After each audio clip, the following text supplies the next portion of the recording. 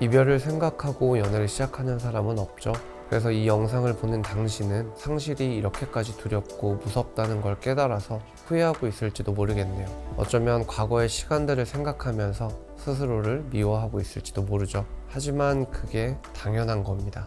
이별 후 관계의 단절이 슬프고 괴롭다고 느끼는 건 그만큼 온 힘을 다해서 사랑했기 때문이니까요. 당신이 최선을 다했기 때문에 만날 수도 연락할 수도 없는 현실이 받아들여지지 않는 것이고, 상대방이 더 이상 당신과 함께하지 않는다는 것이 괴롭고 슬픈 겁니다. 그런 당신이 조금 덜 아프길 바라는 마음으로 이별을 극복하는 방법에 대한 얘기를 해보려고 해요.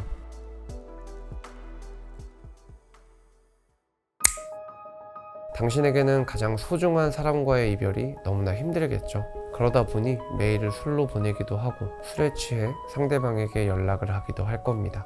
이건 아직 이별을 받아들이지 못했기 때문이에요. 그래서 마음속 한켠에 상대방도 나만큼 힘들고 그립고 아쉽기를 바라고 있는 거죠. 하지만 그럴수록 당신은 당신의 일상을 지키기 위해 노력해야 합니다. 그 사람이 소중하다고 해서 그 사람을 제외한 모든 것이 무가치하지는 않으니까요. 당신의 친구, 직장, 식사, 잠옷, 당신 주변에 있는 모든 것들을 내버려 두지 마시고 지켜주세요. 솔직히 말씀드리자면 지금은 우리가 왜 헤어졌는지, 내가 얼마나 힘든지, 상대방은 어떨지에 대한 생각 자체를 올바르게 할 수 있는 상태가 아니에요. 따라서 이런 생각이 들거나 마음이 괴로울 때마다 지금의 내 상태로는 올바른 생각을 할 수 없다는 걸 떠올리고 당신의 일상을 지키는 데만 집중하세요. 이렇게 일상을 지키면서 이별을 받아들이는 시간을 가장 먼저 가져야 합니다. 이 기간 동안은 상대방을 떠올릴 수 있는 물건이나 사진은 가능하면 다른 곳으로 치워두는 것이 좋아요. 머리를 자르거나 스타일의 변화를 줘도 좋고, 대청소를 하거나 이불을 바꾸는 것도 좋습니다.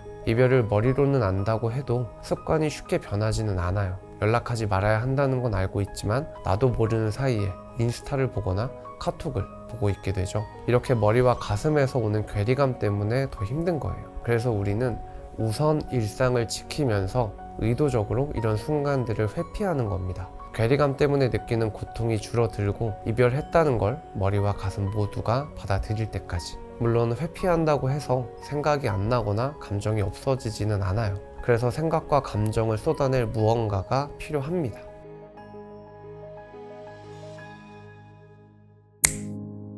사귀면서 못해준 것도 생각나고 같이 나눴던 대화나 추억들도 계속 생각나죠. 예고라도 하고 생각나면 좋겠는데 밥을 먹다가 툭, 집에 가다가 툭, 이렇게 갑자기 찾아오는 기억들 때문에 괴로울 거예요. 생각하지 않으려고 하는데도 생각나서 더 괴롭겠죠. 대부분은 이 괴로움을 피하려고 일에 집중하거나 운동에 몰두하거나 다른 사람을 만나기도 해요. 그런데 이런 감정들을 감추고 피하기만 하면 쌓입니다. 갑자기 집에 찾아간다거나 술 먹고 전화를 한다거나 이런 일들이 일어나는 이유는 감정이 쌓여 있다가 폭발했기 때문이에요. 따라서 언제 어디서든 감정이나 생각을 쏟아낼 무언가가 필요합니다. 제가 가장 추천하는 건 적는 거예요. 핸드폰이건 일기장이건 타자를 치건 손으로 쓰건 일단 적는 겁니다. 필터 없이 나오는 생각, 죽었으면 좋겠다, 네가 진짜 힘들었으면 좋겠다, 넌 쓰레기다, 쌍욕을 하셔도 좋아요. 그러면서 눈물이 나오면 울고 화가 나면 소리도 지르고 그렇게 다 쏟아내는 거예요. 친구를 만나서 쏟아내는 분들도 있죠. 그런데 문제는 당신의 의도와는 상관없이 당신의 친구가 감정 노동을 한다는 거예요. 그래서 한두 번 정도는 괜찮아도 그 이상이 되면 서로 힘들 수 있죠. 반면에 글은 계속 적어도 괜찮아요. 더욱이 당신이 글을 쓰면서 당신이 쓴 글을 읽기 때문에 생각이 계속 이어집니다. 예를 들어서 너무 보고 싶어서 집에 찾아가고 싶어요. 그럼 그 생각 그대로 적는 거죠. 집에 찾아가서 어떤 말을 할지, 어떤 행동을 할지, 뺨을 오른쪽을 때릴지 왼쪽을 때릴지 생각나는 대로 계속 적는 거예요. 이렇게 적다 보면 끝이 나요. 끝이 났다는 건 감정과 생각을 다 쏟아낸 거죠. 그런데 안 적고 생각만 하면 집에 찾아가고 싶다는 생각에서 멈춰요. 더 이상 생각이 이어지지 않는 거죠. 그럼 그 생각이 계속 쌓여요. 가고 싶다, 가고 싶다, 가고 싶다. 그러다 어느 날 갑자기 찾아가는 거예요. 그래서 꼭 당신만의 감정 쓰레기통을 만들었으면 좋겠고, 가장 추천드리는 건 적는 겁니다. 이렇게 일상에 집중하면서 문득문득 떠오르는 생각이나 감정을 처리할 수 있게 되면 모든 준비는 끝났어요.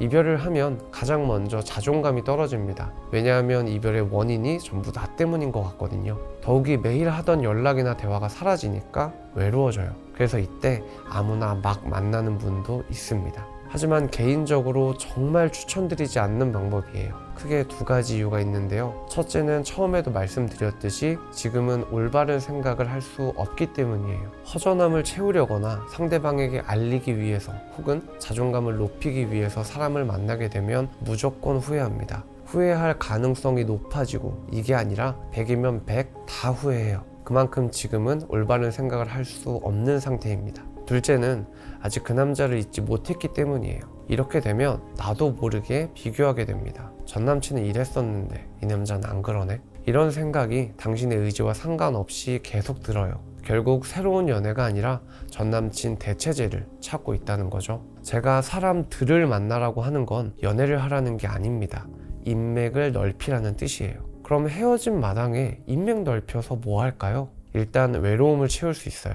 전 남친 인스타 염탐 대신에 단톡방에서 노닥거릴 수 있어요. 집에서 혼자 울기 대신에 모임 나가서 사람 만날 수 있어요. 그런데 이것보다 더 좋은 건 올바른 생각을 할 수 있다는 거예요. 새로운 사람들과 관계를 맺고 친해지다 보면 그 사람들이 안전지대처럼 느껴지는 순간이 옵니다. 이렇게 되면 이제는 추억의 물건을 꺼내봐도 버틸 수 있고 예전 기억 때문에 괴로워도 견딜 수 있어요. 그렇게 이별하기 전에 멀쩡했던 당신을 되찾을 수 있어요. 그럼 굳이 사람들 만나고 버티고 견뎌서 뭐 할까요? 성장이요.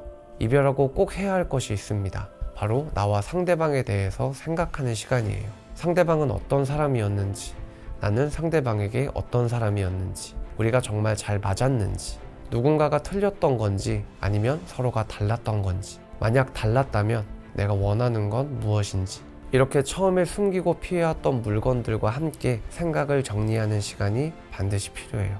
그래야 성장할 수 있고 다음 연애가 나아질 수 있기 때문입니다. 그런데 이별하자마자 자존감 떨어지고 외롭고 힘들고 괴롭고 이런 상황에서는 생각할수록 나만 불행해져요. 그래서 대부분은 외면하죠.